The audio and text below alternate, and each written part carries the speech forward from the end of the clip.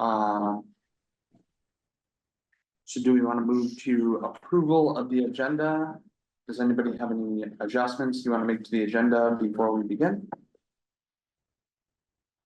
Do you? Obviously, it's, well, so far, I know we ran late, and doesn't look like we have anybody on the public channel. I would move to, for the reports, put that, the public can comment first, and strike the, subcommittees since many of us did not meet this week. And also, hopefully, put a motion forward to kind of limit the time on these reports, so we can move on to the old business and new business. There's only a couple, but they're significant. Well, I know the committee didn't meet, but I don't know, maybe there was something to report.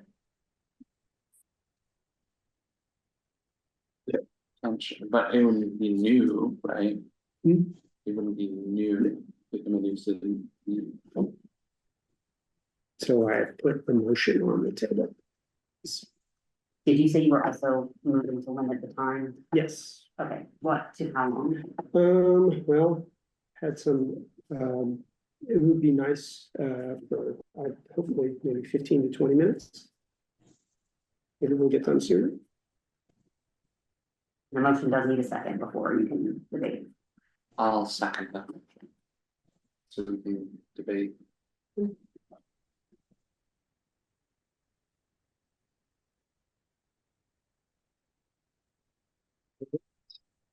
So, motion has been posted or seconded, I guess. Who calls the roll? Is there any more discussion? So we can either of us call it. So we'll do. Oh, it was just the chair. We can do a vote by roll call. So Aaron, Sharon, Yeah, fine. Robert, Aye. Zira, Yes. I say yes as well. And commended. All right. So if we could have a timer set, then we'll move on to the reports.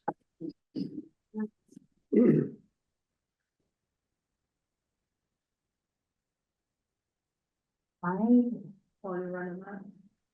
Want to, I have the ability to possibly run. So I was just gonna do it on my phone, but I might be able to run the council timer. But I believe I actually exited out of that, so I'm just gonna run it on my phone. Yeah. You said 20 minutes?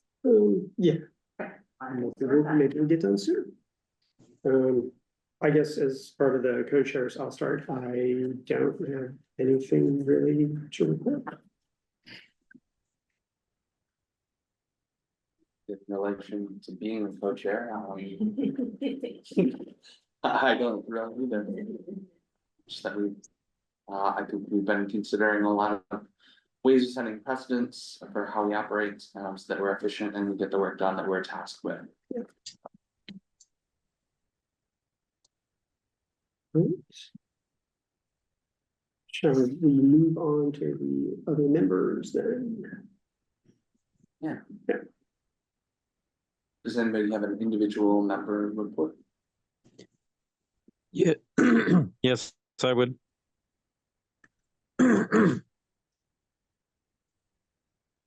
Proceed then. Yeah, go ahead, Zero. Okay.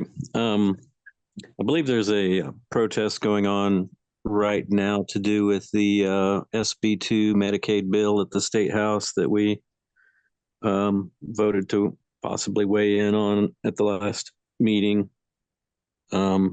Seemingly they have removed the lifetime cap.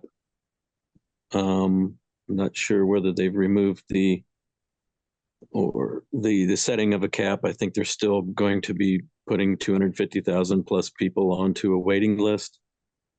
But that's a bit of an update on that issue, but it's still something that's ongoing and may yet have an opportunity to go up and voice opposition to that at the State House. But there's supposedly a protest going on at the courthouse right in parallel to our meeting, actually. So, and let's see. I don't know if I reported on attending the Indiana Sustainability Resilience Conference last week, the Environmental Resilience Institute event.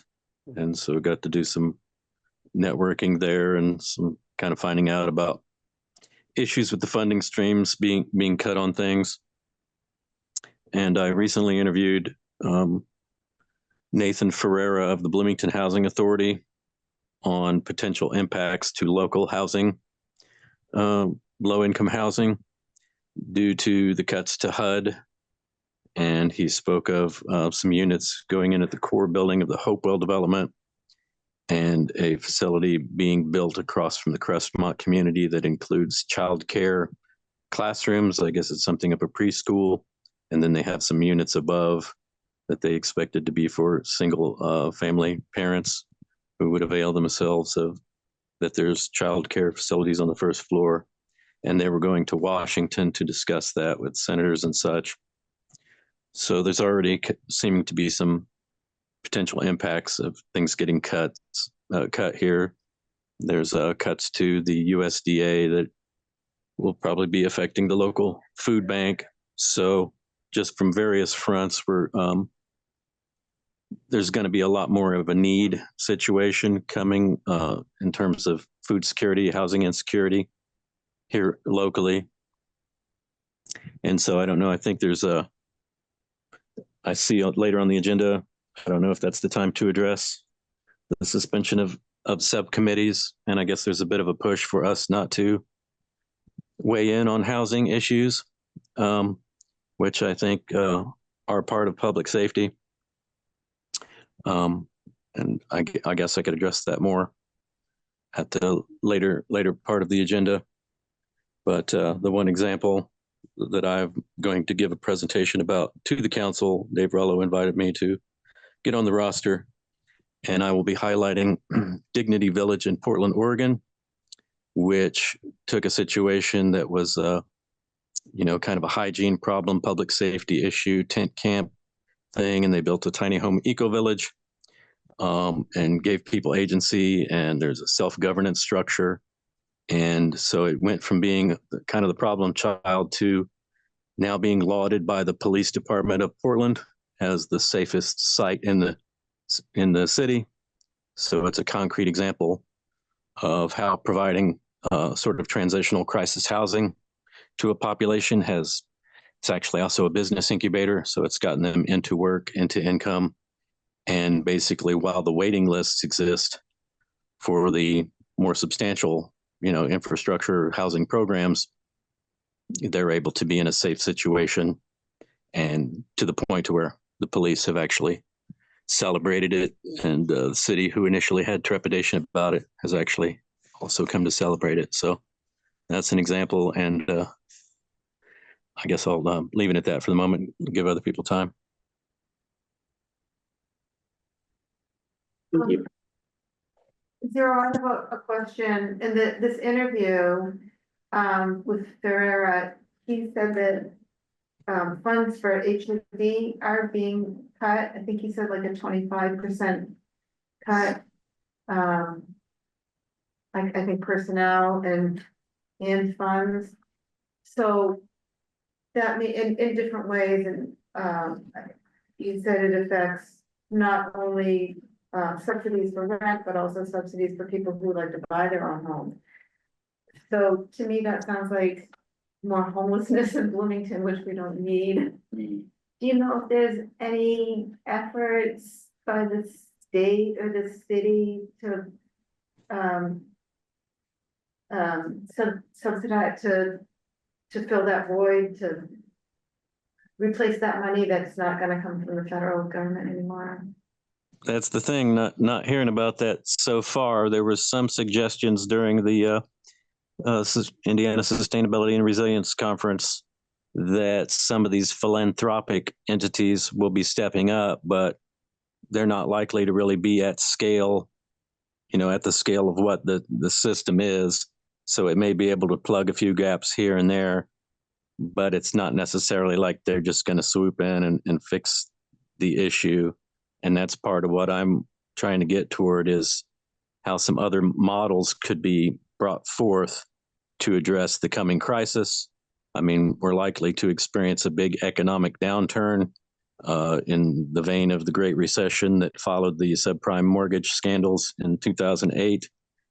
And there's just no way around that we're going to have an increase in the issues. And the current systems are still not quite adequate to fully address the situation as it is.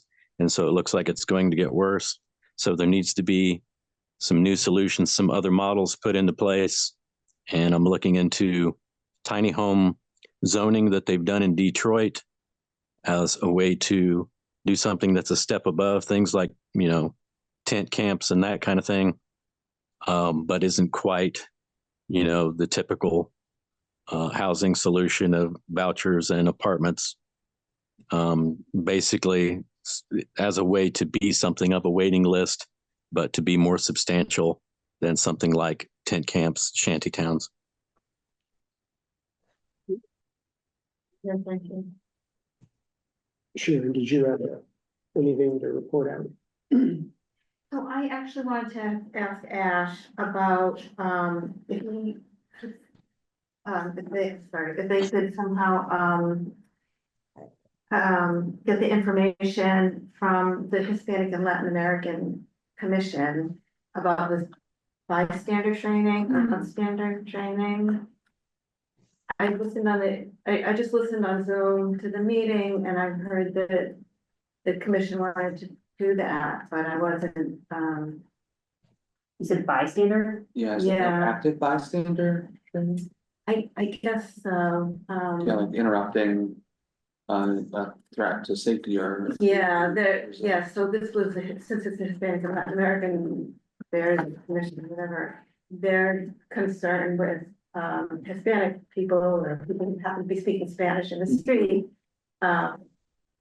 being harassed. They said that there has been some of that, so so they were gonna do this training, but I don't know even how to find out about it or who to contact.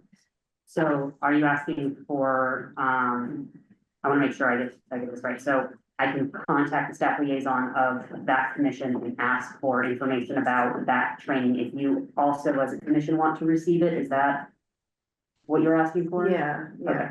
Yeah, I can reach out to the staff liaison. yeah. I didn't get any names or phone numbers, so I didn't even know who to contact, but I thought I would be interested in doing it. I think they were just planning on doing it for the people on their commission, but I would be interested in doing it, and maybe someone else, maybe other people would be interested in it. And presumably it would be conducted in English. I also remember that Commissioner Brown Sparks had done something like this in the past, a few years ago, if I remember correctly, so I can get in touch with her as well and ask about that, because I know that she's interested in these kinds of trainings. And I think someone may have come before, this was before my time, but I think someone may have come to the CAPS Commission to do some sort of bystander or other training before, and Tammy kind of rolled that out. So I can get her involved in that too and ask kind of how that worked as well. That was great. Thank you. And if I may add one last thing for my personal report. I was appointed in mid-October to the CAPS Commission, and it was the tail end of a staggered term. And so my term is technically up in January, I guess. I have reapplied, but I have not been notified of being reappointed. We had an issue with the Commission on Sustainability where Justin Vassell, our president, was apparently not necessarily going to be reappointed. And members of the commission, Dave Rollo, ex officio member, kind of gathered input from different members of the commission and then relayed that to the committee evaluating the reappointment.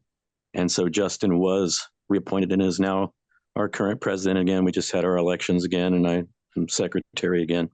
So that may become something that maybe you guys are asked about. I don't know if there's anyone, we don't really have that kind of ex officio member that would maybe lead that kind of a charge, but I'm letting you know that at this point, I haven't been reappointed, and it's only been since October, so I haven't been able to exercise a full term. I forget whether it's like 90 days, maybe Ash knows, on, my residual termship would be. If you want. Okay. You can. Yeah, so a couple of things. Just as a FYI, because this is a CAPS meeting and we're talking about other members that are not related to CAPS and speaking on individuals, it's probably not a good idea to do that. So that's just one. Two, council interview committees are meeting and you serve at the pleasure, and all of you all serve at the pleasure of the council. So the council can meet and they can go over appointments and applications and do recommendations. So it is up to the council interview committees to recommend appointments.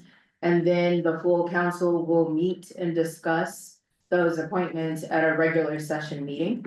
And then a vote will take place, and if you are, one, recommended, and two, are voted on to be a part of that commission, or to continue to be a part of the commission, to be reappointed, rather, then you would hear from me and I will send you a letter of recommendation. As of right now, that has not happened. And they're doing their due diligence.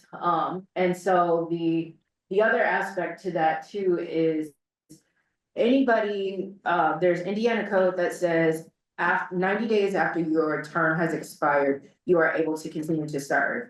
So if you had an expiration day of July or January 31st, technically it wouldn't be up until the end of April. So you're still able to serve, but again, it's up to the council to recommend, take it back. It's up to the council interview committees to recommend people, and it's up to the full council to, vote on those recommendations. So that's it. I don't want to take too much stuff to start because I know y'all gotta. 5 minutes. Yeah. Yeah, well, this might be a good time to go right into the staff reporting out. Oh, okay, I don't have any report.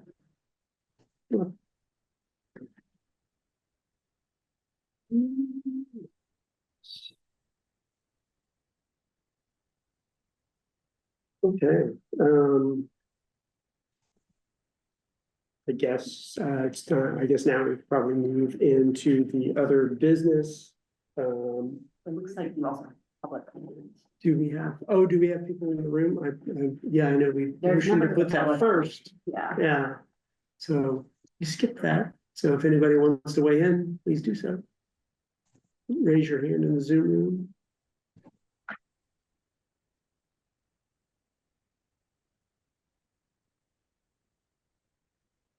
Okay. So seeing as no one raised their hand, we can go into the other business, which was the discussion of the draft bylaws. I'd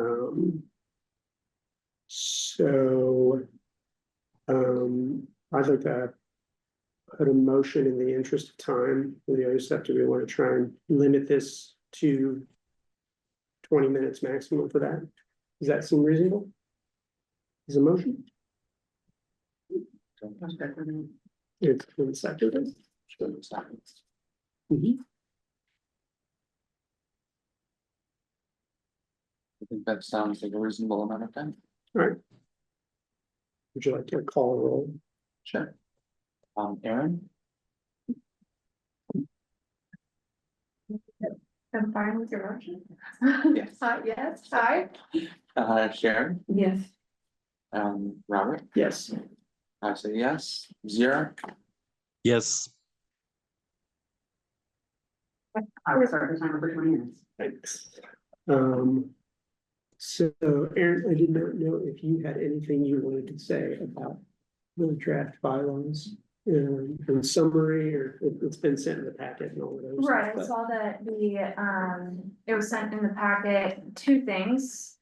One, I said in my email that the track changes version was on the drive. And the reason I sent the PDF is because I anticipated people being really scared by all the red marks on it. I went back on the drive and I don't think it didn't save to the drive because I don't have access to make any changes to anything on the drive. So the only thing that exists on the drive right now is the old draft version that has none of my markups saved. What is in the email is what's on the agenda, which was my proposed new bylaws. Just based on what we discussed at the past two meetings, to kind of make them more succinct and less susceptible to conflict with the municipal code. Should it ever change in the future, I added a few sections and some language. Particularly the last article that I think was helpful. And then I changed a bit of language throughout, but no real substantive edits outside of deleting unnecessarily cumulative information.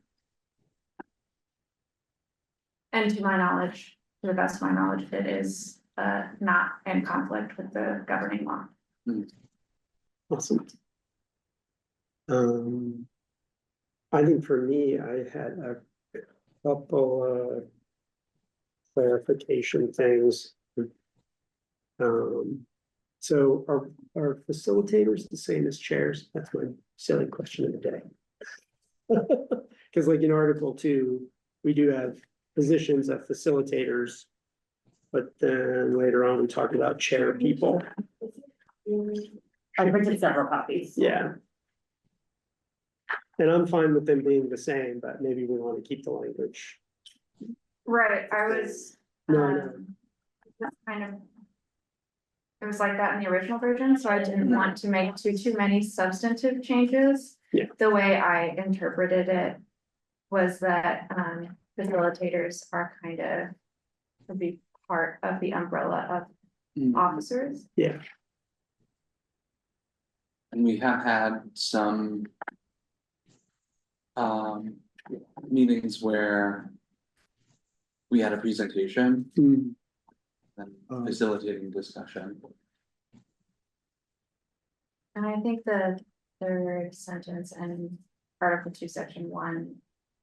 That the duty of the commission is to elect appropriate officers and or facilitators. Yeah. And so they could be interchangeable. I think it's up to just reasonable interpretation, but if they want to change that to just officers, avoid it. I think we should either change the word facilitator or define it in regularly in Article 2. Well, why don't we just take that out and make it officers? I'm fine with that.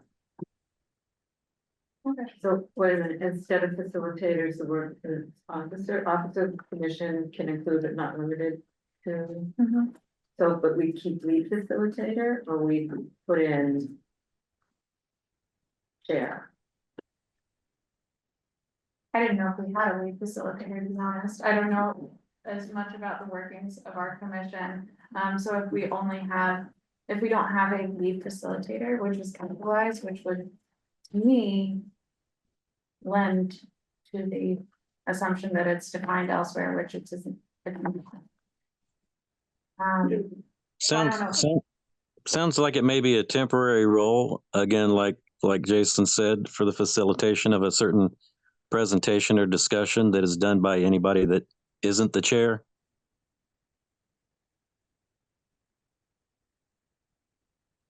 Right, when if it's not capitalized, then it would not be like a defined term, and then it would just be left to common sense. Like what zeros, you know, if it's facilitator of a discussion or conversation, and I think that that's,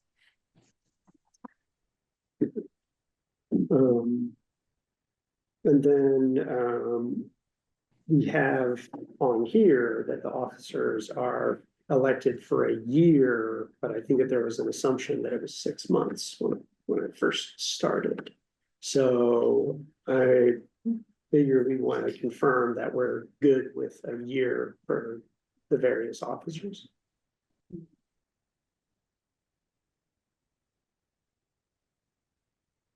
Anybody have any objections for making as far as voting this in, that would mean that the officers would be holding it for a year? Sounds like a way to keep it simple, and it could also at any time when somebody leaves or somebody quits be handled within the year. But otherwise it's basically, yeah, something handled once a year sounds pretty typical. right, so the term would be a year. Yeah. Isn't that on? I think that we had, at least in past meetings that I was in, we were talking, it was said that officers were 6 months. So I just wanted to make sure that we wanted it, what was already in the bylaws, rather than what was the verbal agreement. And it sounds like we're fine with a year office holding rather than 6 months. Understood. Yeah. And then finally, we did never. Is that the right word, structured? We never did elect a secretary. So I do think that we should get that position filled to help, especially with staff liaison, take notes and things like that. Because our staff liaison has a lot to do. So hopefully, if we vote if we make a motion to move this forward and codify it, then we'll probably want to do that as an order of business for next time, I would think.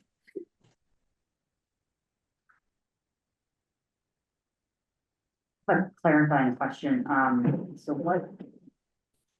If that's allowed, what were you hoping to do with the word facilitator? I didn't know, like, there was discussion without a motion, so I didn't know to what extent you were changing it. If you were wanting to change it, you would need a motion to make any sort of change. But if you weren't changing it, if you were leaving it the same, then you don't need to put anything on the table. I think after this discussion, Zero, did you want to weigh in? Sorry. I was just going to say, yeah, I don't think it should be changed to be equivalent to officer. Yeah, I was thinking the same way. And there's obviously methods to append that if we find that it becomes complex, if it adds complexity to it, so. Also, I seem to remember that Isabel Piedmont Smith thought that it was not keeping with code, not co-shares. Is that right? So we need to put that in here? Well, if we put that, if we vote this in, that would mean that Jason would be the chair and I would be the co-chair, because by dint of, I was voted in most recently, and also I have not been here for a year in the commission yet. So I could not be a chair anyway. 6 months. No, a year as a member of the whole commission is in here. It So, says, shall have been a member for at least 6 months prior to becoming chairperson. was it 6 months? No, I don't think I've been here 6 months yet. Yeah, you're right then. No, that's true. Mhm. According to the bylaws, you couldn't be chair anyway. Which is fine, because like, you've been here longer anyway, so I don't see a problem with that. So one person will be chair. I mean, but the definition of co-share is that two people equally share the duties, so maybe it has to be a chair and a vice chair instead of a co-chair. I Yeah, think so- was that move not made to make it a little less hierarchical? Yeah, yes, yes. So the only thing in your code about officers is a section that says officers, period. Officers shall be elected by a vote of the commission members annually. It doesn't say anything about one or multiple chairs. We have Well, vice, Yeah, It looks like Isabel is in the Zoom. oh.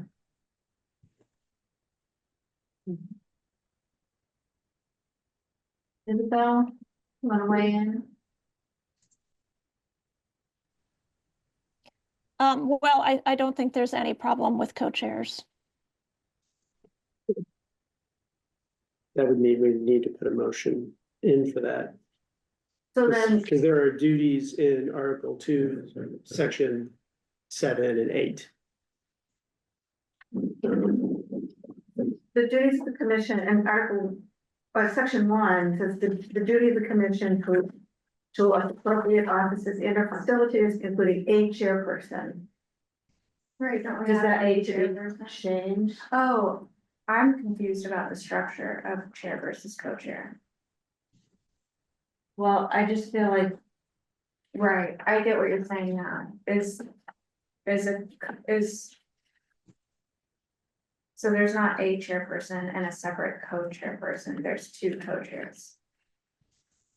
yeah, I think the There's idea of the vice chair. co-chair is to not have Right. the top and the vice, Higher. member, the chair and the vice chair, president, and the vice president, it's. Yeah.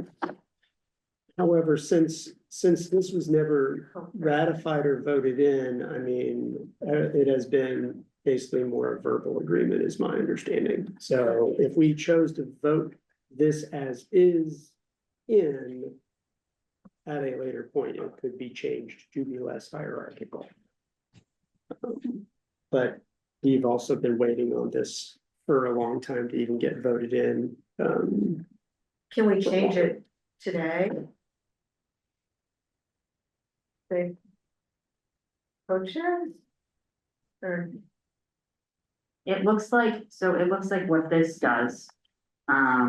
It copies the language from a different section of the municipal code that is permissive. So it says, it's in the general provisions saying officers, period, each board, commission, and council shall elect a chairperson, secretary, treasurer, and such other officers as may be necessary. So I think that is permissive language allowing you to have, multiple chairs if you would like. But I think that language is taken from that part of the municipal code.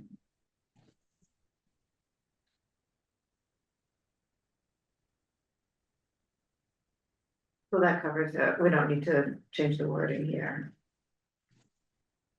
And in the bylaws themselves, I think if you would like to have a specific structure, you would need to specify that. The code itself is allowing you to have those officer positions and any such other officers as may be necessary, which I would imagine you would spell out in your bylaws. I think the bylaws extend that and because it copies the permissive language, we're allowed to have co-chairs, and if it ever changes in the future and we don't want co-chairs, then the bylaws would still be okay. Your bylaws copy the language and say, and such other officers as may be necessary. So I don't think your bylaws prohibit you from having multiple chairs if you, in this draft.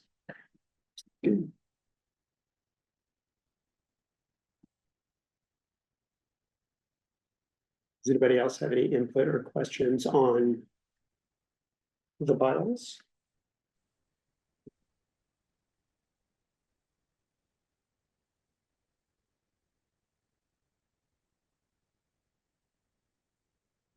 I'll just call to our attention that next month, April, would be an annual meeting.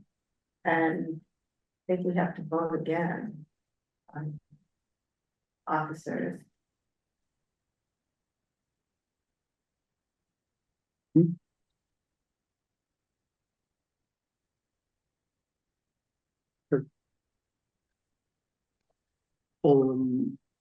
Well, if nobody else has anything to discuss, then maybe I'd put a motion on the table to vote the bylaws in. I'll second that motion.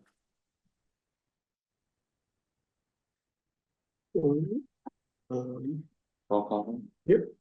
What? Aaron, Sharon? Yeah. Robert, Aye. I vote aye. 0. Yes. Passes. All right. Oh, that was easier than I thought. Mhm. Yes. In this meeting. Yeah. And thanks for cleaning that up and making it easy. Yeah. Yeah,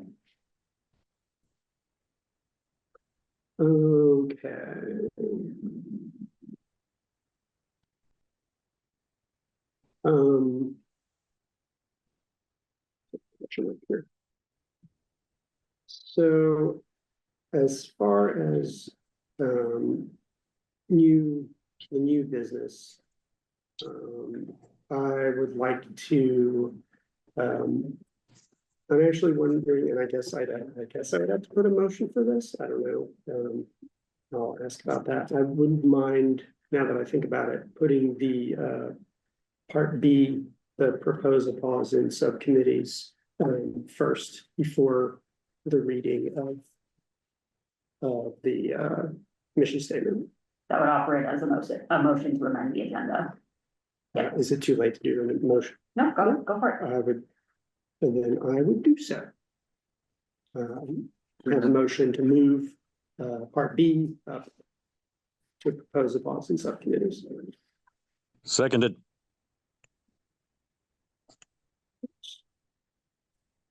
voice vote. Aaron, I, Sharon? Just to move the discussion. move to discussion, okay, yeah. Robert, Aye. I'll say aye. 0. I think Zero already said yes. Yeah. 0. Yes, yeah, audio's in and out, yes. Okay. All right. So we'll move into that next. Okay, well, this has been mostly my thing, what I've been thinking. I know I've said a number of times that I know that the group has had a lot of committee person churn. And many of us are, not only new to the commission, but working in commissions in general. I think that I've observed enough, questions from myself and other members that I feel like we need to kind of do, have all of us kind of look at the mission and try and move forward in line with that. In addition, now that Jennifer happens to be here, hoping that we would be able to schedule kind of some kind of onboarding work session with Jennifer as a couple of kind of working meetings. And what I'm hoping that would do is kind of refocus us along with what is the mission in the ordinance. And from there, potentially figure out like, oh, well, maybe we need other different subcommittees, or we stay with the same ones. So I would propose, at least for a couple of sessions, a pause in these subcommittees while we, hopefully get a scheduling of like a re-onboarding for the group. And kind of reacquaint ourselves with the mission and part of the ordinance for the commission so that we can move forward with more focus and clarity. I can kind of piggyback on that as a senior member. I know what the extended work of the commission is and how committees have operated. But without a collective understanding of the work we're supposed to be doing together. I think if we separate into committees, that's just kind of siloing the work we do and then hoping that we're appealing to the mission. So I think what Robert's saying is good, that we should start and make sure that we have a collective understanding of what we should do before we propose these different ideas.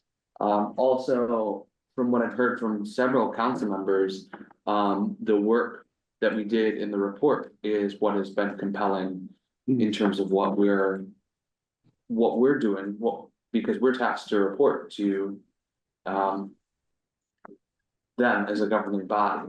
And so I think pulling back, and focusing on the mission, how we can attend to that can help us if we reopen the committees and then start to do work that brings back to meetings like this. And so, in opposition, if it's a matter of, well, the committees report to the commission. They're not just an independent thing that's doing a thing. They prepare something and they bring it to the commission. There seems to be a push to narrow the scope of the commission, including to exclude things that the commission has previously addressed. There was a housing report by a student organization in the previous report, and I think I have this right, that the Housing First resolution came out of CAPS Commission, and I believe was passed by the council.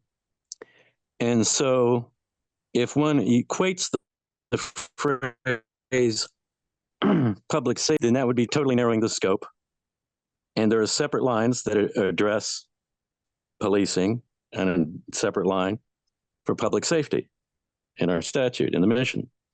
And so stultifying or halting the work of the housing committee, especially as we're having housing cut, does not seem to be the right direction to me. That doesn't preclude doing this onboarding and getting a focus and, prioritizing certain items. I don't see them as, negating one another, that you don't have to suspend one in order to do the other.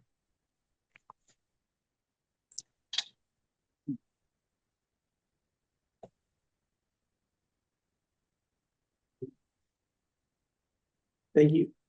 Does anybody else have any comments or thoughts?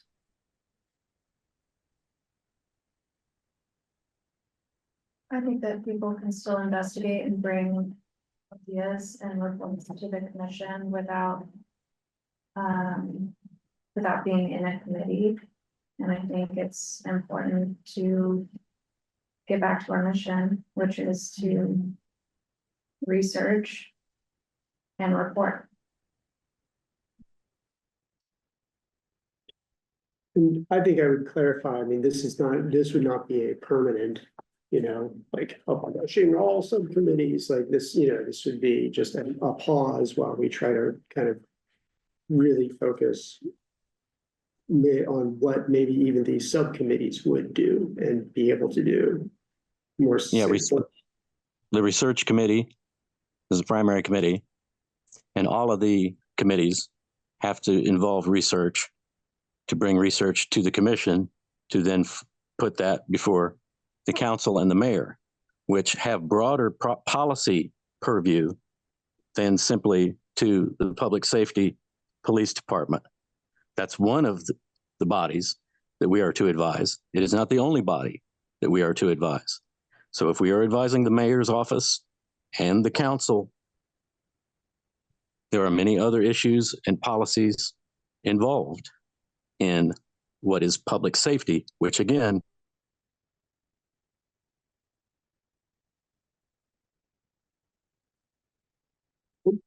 Oh no, did you freeze? Mhm.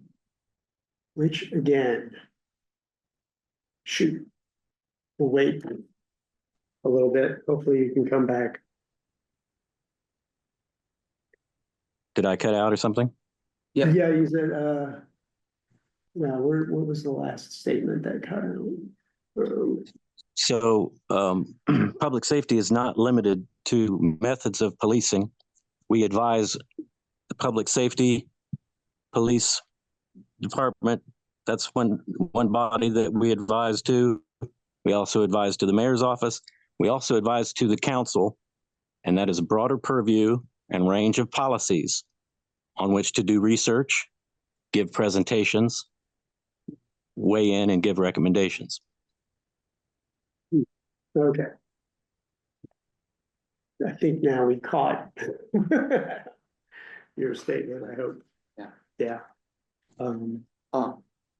I'd like to also suggest that the pause on committees is just the pause on the structure of the way our commission operates. It's not the pause on the work.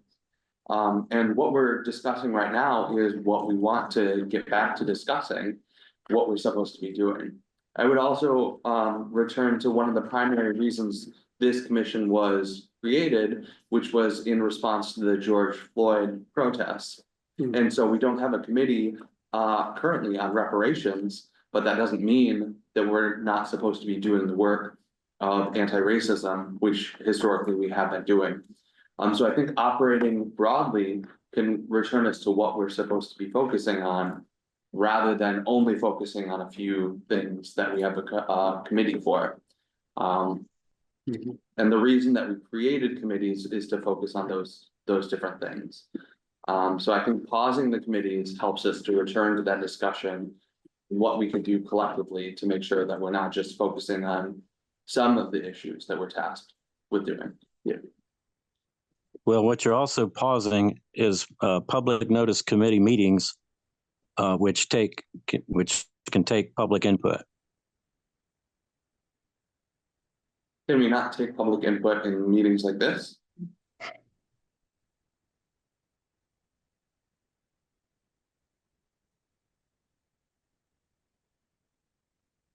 Am I back yet? Yeah. Yeah. Good Hello? question. Can you hear us? So, yeah. So Okay.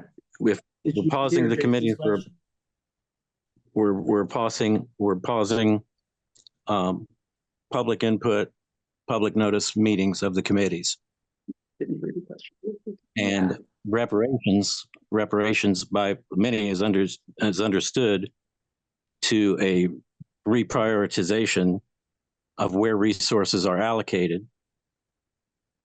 And one of those places would be housing as a way to counter other systemic issues that leave people out of the economy and therefore out of housing.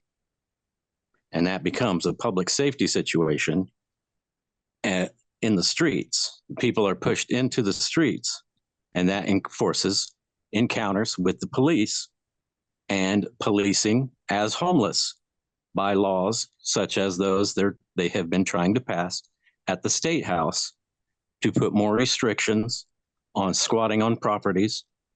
And so by not addressing the housing situation, you are letting people fall into the street to encounter the police and therefore be housed in jails.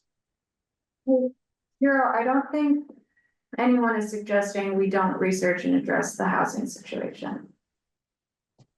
I think that we, and you in particular, seem very passionate about this, absolutely should, and then bring it to our attention where we can have public comment. Just as random public comment rather than a committee report? An individual report. It's just a nomenclature change until we get established the committee again.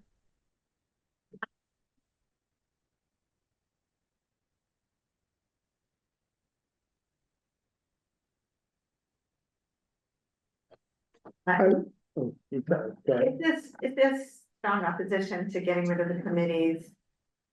I would say we should just keep them because it's not gonna change things that much. Yes. I just want to make sure I'm hearing, it sounds like there are, if I may, it sounds like there's two different conversations, and I think you all are all saying the same things, you might be on different lanes. But you're almost in it almost sounds like you're all lined up behind each other, but not quite. Everybody's gonna merge, or does it merge right now? So what I hear and read in this is there's a pause right now, not necessarily getting rid of it or different committees, or abolishing them totally. It is just a pause of what is truly happening so that you can kind of go back and regain focus on the original mission in which CAPS was created back in November of 2020. I hear other people are saying, well, are we not able to, provide or get input from other people and, what about this committee, what about that committee?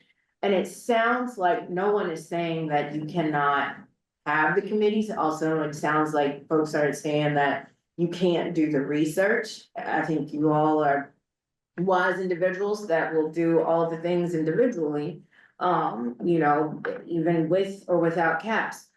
But it sounds like this is a conversation that is happening so that you can take a pause, just a definite pause right now, so you can kind of gain focus back on the mission. It's not like, oh, if committee report or anything like that. It just sounds like it's just a pause. There's still work that's gonna happen, but maybe just in a different way.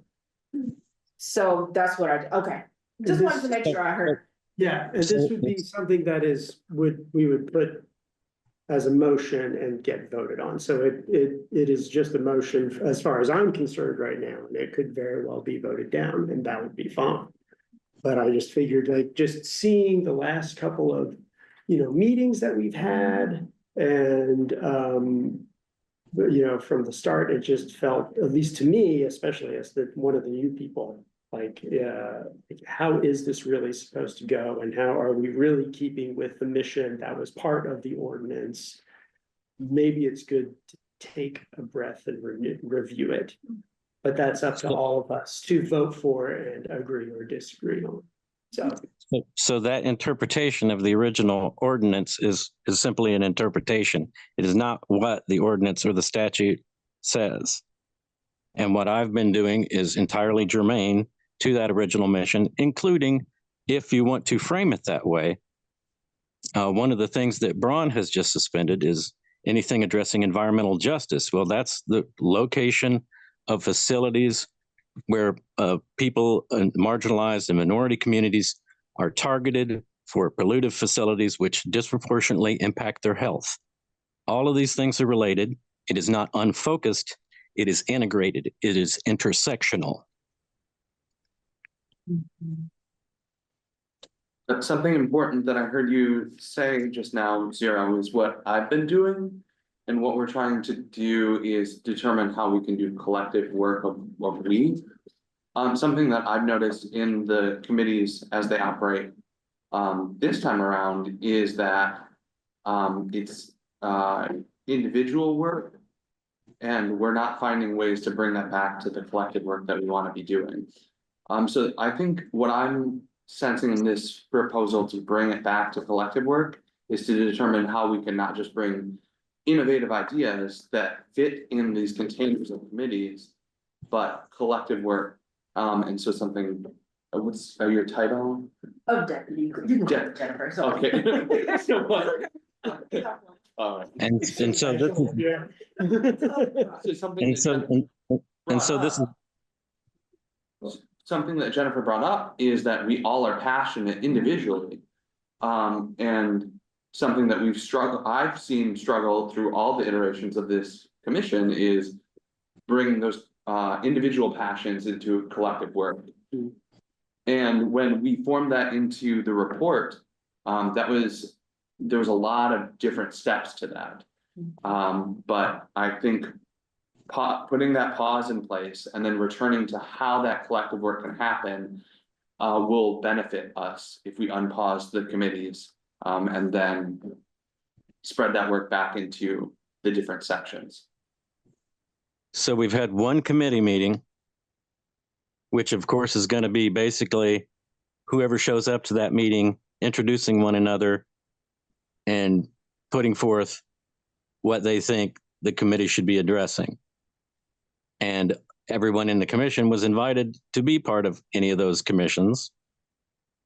And the work you had already been focusing on and things like Joe Davis and such was invited into that.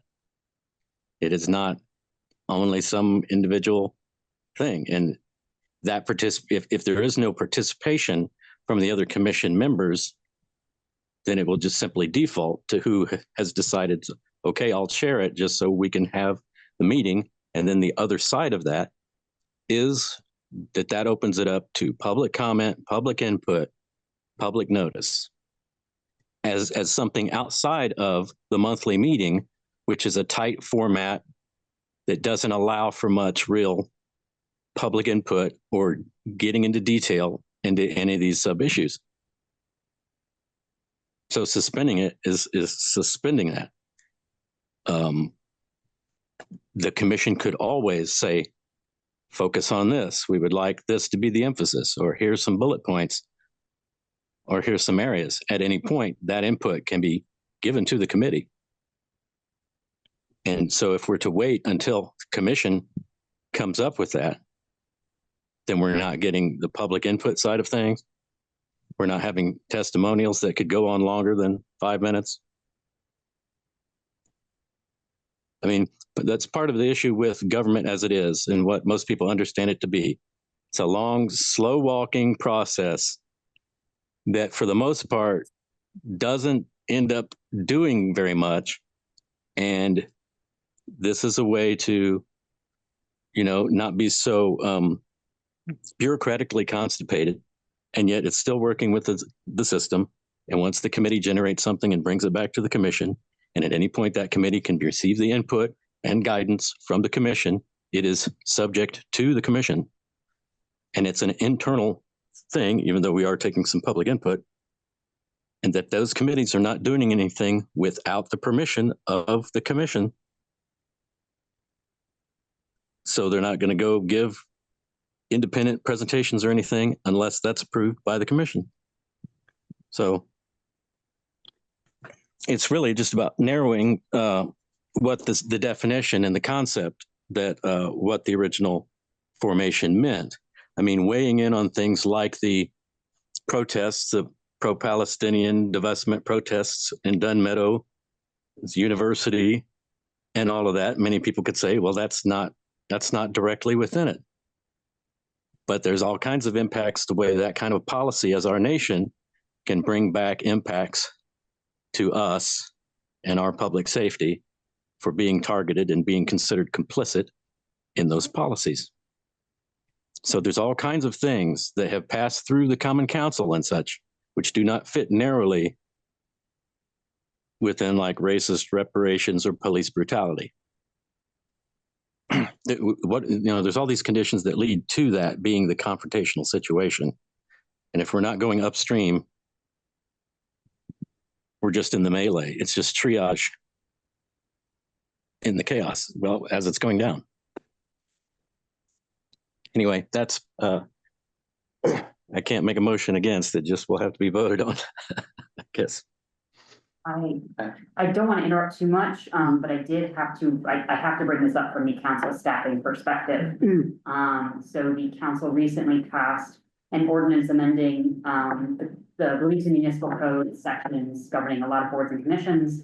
One of the sections for the CAPS Commission, obviously you all changed to 9 members instead of 11.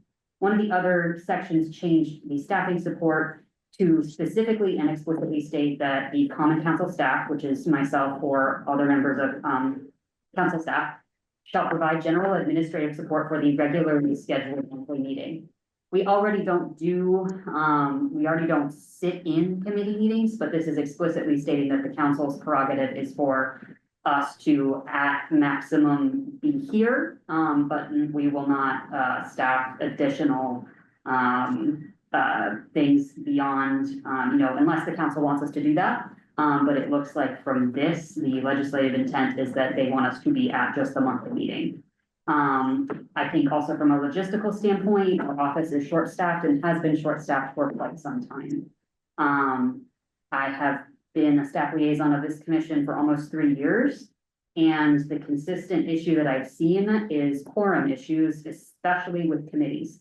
Trying to get enough people to show up in person to be able to hold a meeting for a committee is difficult. And speaking with, the former council attorney Stephen Lucas about this several times, the suggestion was to dissolve the formal committees with the belief that you can always do work individually and bring it back to the CAPS Commission, as long as you're not meeting on a serial basis, which would violate the open door law. But as long as you are under quorum and you're not meeting on a serial basis and you're not calling yourself a committee or a group, then you can do all of the research, do all of the work that you want to do on an individual basis and bring it to the commission during a regular meeting or a work session where you work on it together.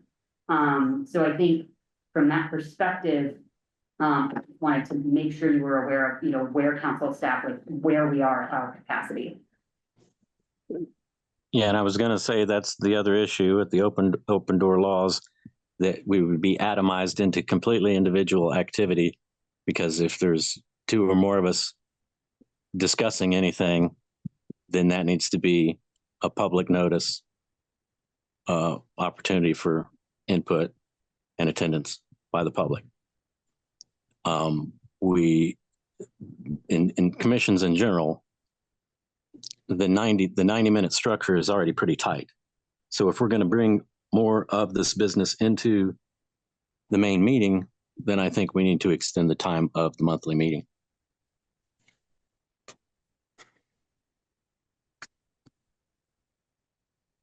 I also just brought up the chat. I didn't see it before, but Councilmember Piedmont Smith did put a message in the chat about committees, saying committees should have a charge or purpose given by the full commission. What is each committee supposed to accomplish? The commission as a whole should decide that.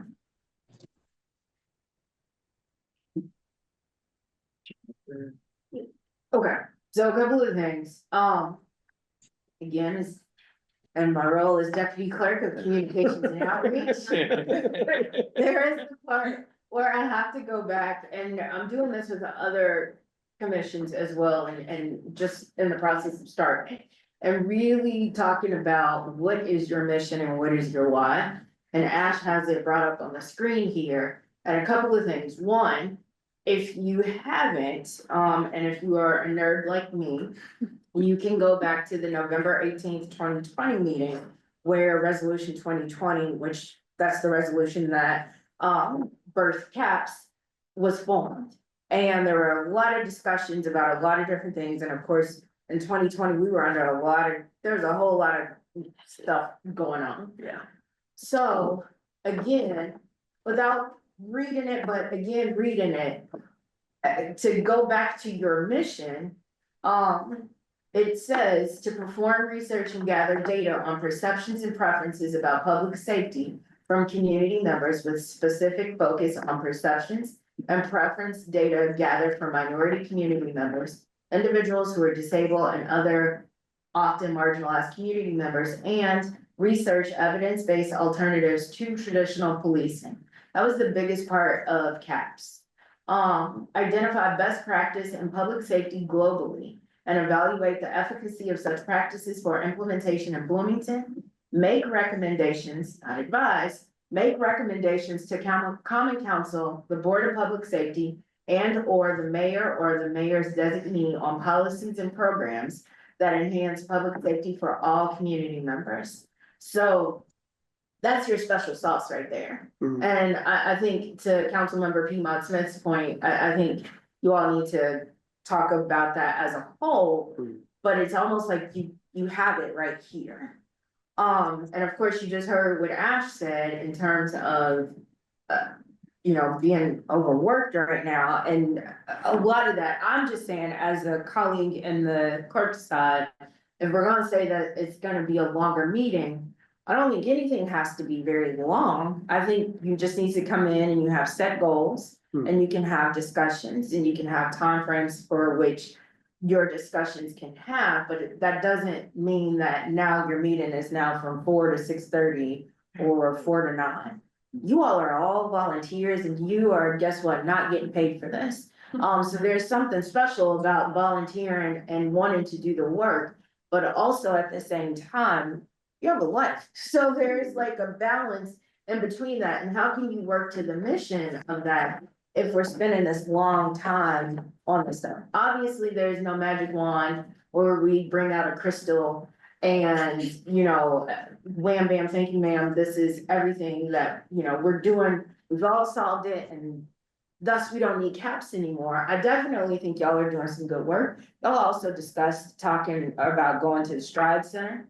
And there's the big 988 thing, and we've heard several times from and listening to meetings where people have talked about Stride, that there is that not a very good knowledge of 988 versus 911, and how that also is an alternative to public safety. So I, again, just seeing this, and it's like, you have your work cut out for you, because code is very specified. It's not like I'm making this up here. I read it, and it's there, because that was what was formed. But again, all of that being said, it's here. You gotta talk about it. Talked about a lot here right now. But it's your mission. And so if it's a question of what is your, you know, like, there's the other part of CAPS isn't a justice commission. Although everybody in this room and online are very much focused on all, like, environmental justice, racial justice, climate justice, housing justice, all of those things. And all of those things can intersect. However, it's not really outlined in here, but again, as Councilmember Piedmont Smith said, I think that's something that you all have to talk about. But as I'm going through and talking to other commissions about what's your why, I always take it back to what your code says, and are you working on the confine of code? Because again, you don't want to spend so much time doing all the other work when you are missing the mark in what code says. Public So- safety globally, I believe was the phrase, right? Public safety globally.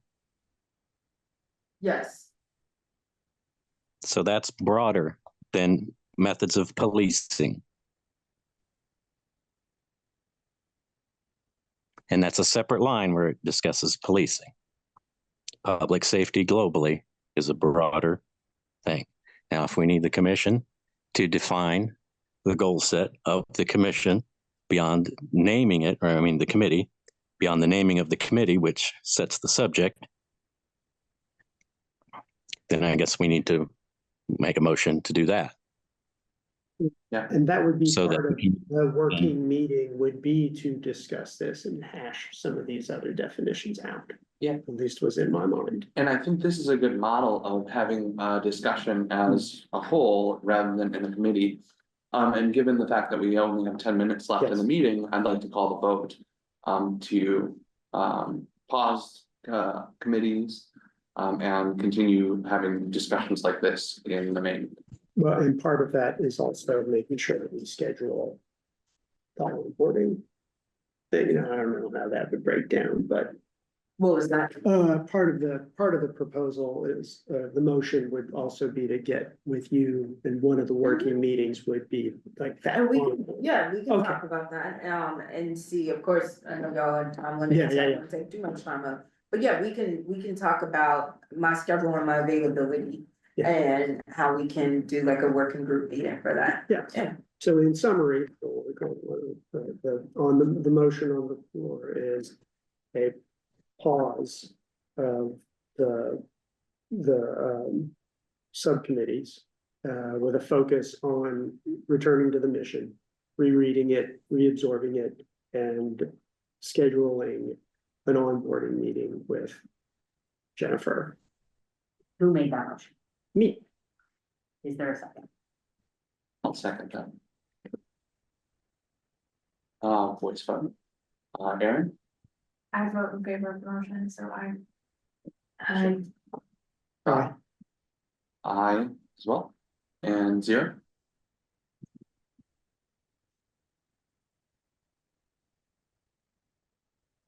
Getting in and out. Don't know if I'm heard. There we go, back. Mine is nay for whenever I'm heard and get in there. There we go. Right. So that motion passes Yes. 4-1. 4-1. So if that passes, the hope is that we can get somehow reaching out to you. And we can see if we can fit an official one in for the next month. And if not, we can still read over the mission for. And of course, we'll confer with Ash and make sure that they are also available too, so that everybody. I'm not sure what is- day the 19th falls on.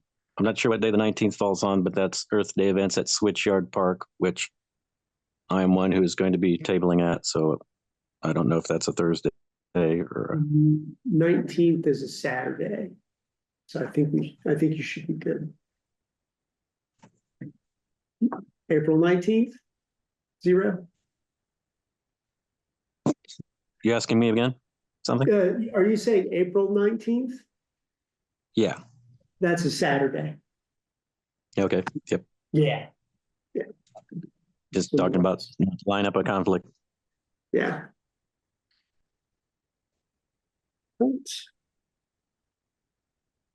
Well, sounds like the rereading of the mission statement would go to whole business and.